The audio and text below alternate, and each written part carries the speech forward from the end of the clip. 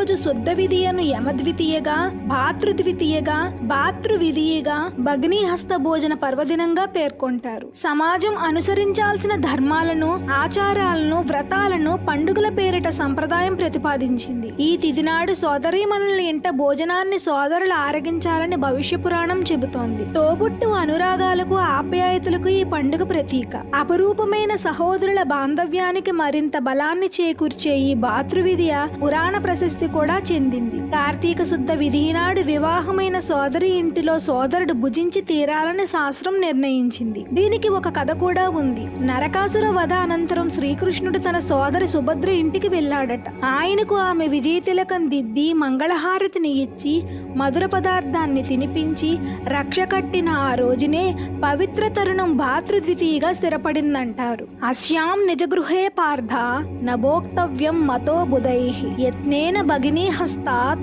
భోక్తవ్యం పుష్టివర్ధనం.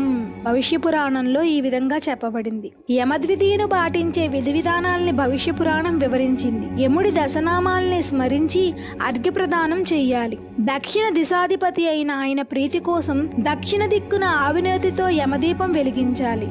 సోదరీమణుల ఇంట్లో భోజనం చేసి వారికి నూతన వస్త్రాల్ని బహుకరించాలి. కుటుంబంలోని జీవన మాధుర్యానికి, సంప్రదాయ సౌరభానికి ప్రతీక ఈ యమద్వితీయ. సోదర సోదరీమణుల ఆత్మీయ భావాన్ని పర్వదినం అభివ్యక్తం చేస్తుంది. ఇదే సందర్భంలో కాంతి ద్వితీయ లేదా పుష్ప ద్వితీయ అనే వ్రతాన్ని ఆచరిస్తారని చతుర్వర్గ చింతామణి వెల్లడిస్తోంది. యమ పూజతో పాటు చిత్రగుప్త, విశ్వకర్మ ఆరాధనల్ని కూడా నిర్వహిస్తారు. సహోదరుల మధ్య అవగాహన, ఆపేక్షల వృద్ధికి ఉద్దేశించిన ఈ భగ్నిహస్త భోజనం అపురూప సన్నివేశం. పుట్టింటి మమకారాలు మహిళలకు అపారమైన మానసిక బలాన్ని, ఉత్సాహాన్ని కలిగిస్తాయి. సంస్కారయుతమైన, సద్భావన భరితమైన సౌమనస్య తత్వానికి ప్రతీక ఈ భగ్నిహస్త భోజన పర్వదినం. పండుగలన్నీ మనుషుల మధ్య సామాజిక బాంధవ్యాన్ని ఏర్పరచడానికే ఉపయోగపడతాయి. తమ దగ్గరున్న దాన్ని ఎదుటివారికి ఇవ్వడాన్ని నేర్పిస్తాయి. ఇవ్వడంలోనే ఆనందాన్ని అనుభవంలోకి తెస్తాయి. ఇతరులతో కలిసి జీవించడాన్ని నేర్పిస్తాయి. భగ్నిహస్త భోజనం అంటే సోదరి చేతి వంటతో సోదరి ఇంట్లో భోజనం చేయడం. ఎందుకు చేయాలో మరో పురాణ గాథ కూడా ఉంది. ఇప్పుడు తెలుసుకుందాం. సూర్య భగవానునికి ఉన్న సంతానాల్లో యమునా నది యముడికి అంటే మన యమధర్మరాజుకి చెల్లెలు. వీళ్ళిద్దరూ కవల పిల్లలని కూడా అంటూ ఉంటారు. చెల్లెైన యమునా నదికి అన్నయ్య అంటే చాలా ఇష్టం.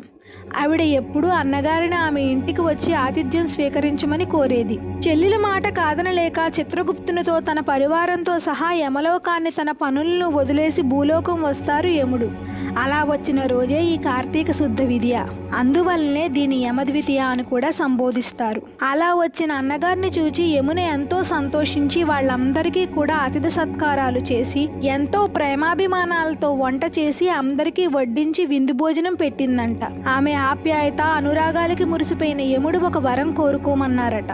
అప్పుడు యమున ప్రతి ఏడాది ఈ రోజు అనగా కార్తీక శుద్ధ విధియ తమ తమ అక్కా చెల్లెళ్ల ఇళ్లకు వెళ్లి వారి చేతి వంట ఆరగించే అన్నదమ్ములకు అపమృత్యు భయం, నరకలోక ప్రాప్తి లేకుండా ఉండే గొప్ప వరాన్ని అనుగ్రహించమని కోరిందట. సొంత అక్కా చెల్లెళ్ళు లేకపోతే వరుస వాళ్ళ ఇంట్లోనైనా భోజనం చెయ్యాలంట. ఆ రోజు నుండి ప్రతి ఏటా ఆనాడు యముడు తన చెల్లెలి ఇంటికి వచ్చి తన చేతి వంట తిని వెళతానని ఆమెకు మాట ఇస్తారు. లోకంలో ఇదే రకమైన ఆచారాన్ని పాటించే మగవారిని ఎన్నడూ అకాల మృత్యువు దరిచేరదని, నరకలోక భయం ఉండదని ఆ రోజు యముడు హామీ ఇస్తారు. అంతేకాదు ఆ రోజు ఏ స్త్రీ అయితే తన సోదరులు పిలిచి అన్నం పెట్టి ఆదరిస్తుందో ఆమె జీవితాంతం సుమంగళిగా జీవిస్తుందని, భోగ భాగ్యాలతో తొలతూగుతుందని యముడు వరం ప్రసాదించారు. కనుక అప్పటి నుండి మనం ప్రతి సంవత్సరం ఈ భగ్నిహస్త భోజనాన్ని జరుపుకుంటున్నాము. లోకా సమస్త సుఖినో భవంతు. ఓం నమః శివాయ.